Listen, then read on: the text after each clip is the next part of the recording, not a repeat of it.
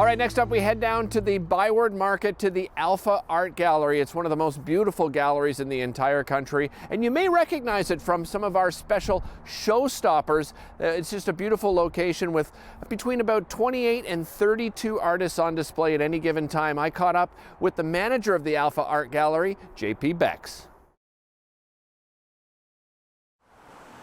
It's a space that needs to be lived in. It's a space that people have to have an experience of more than just art on the walls. I think, yes, the art on the walls is fun, and it's fun to walk around and see all the beautiful things, and the way Dominic and Edith have curated the gallery is certainly something worth seeing. But yeah, coming by and asking questions, again, to Dominic's point of view is, interrupt him, ask questions. I'm here on most of the days too. We have Luce that comes in, Nancy that comes in. So yeah, we have quite a few opportunities for people to come in and see the process, and of course ask a few questions. It's a great space. Basically, the one event that we did do, is the jazz shows, the jazz and blues shows. And I think the weird thing to let you know is that the acoustics in here are really amazing. I think that was the first thing that blew me away when we started doing shows, or when I was helping out with the shows. The other part of the business too is we do rent it out for special occasions too. So a few weddings, birthday parties, product launches, that kind of thing. So they're also a lot of fun. We do have one artist that's from the States, but yeah, of the 30 odd artists, the rest are from either Quebec, Ontario, and one beautiful woman from BC.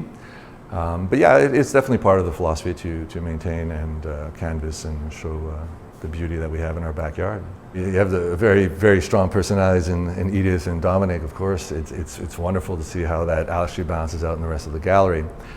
Without necessarily being, an objective, we basically have half female artists and half male artists in this gallery. But I can't say it's anything more than choosing the best people, and that's just the way it is. And I love that. I think it's great. You go through here and you're like, wow, it's all pretty cool. And yep, it's half are women and half are men. It's cool. Like everyone else, we didn't know what to think, right? It's overwhelming at first. You just know that things are closed. And now you're trying to figure out what you do during that downtime, which I think everyone did. And I think in March, the first close, the first shutdown, it was a lot of actually recuperating and resting and not worrying too much on the spot. Running a gallery is a bit like running a marathon with sprints. So there comes a time where, yeah, it's actually nice to just take a break. And then you wake up and realize that, okay, now it's time to wake up and deal with this new reality, and try to, come up with a different approach to things, and evolve the gallery to the new, this new reality. We're going to go do a lot more things online. We're going to shoot a lot more video to recreate the experience of being in the gallery and walking around rather than a bunch of still shots. It's a learning curve too. We got to learn how to do that. It's not like the budget allows us to bring in really professional people to do it for us.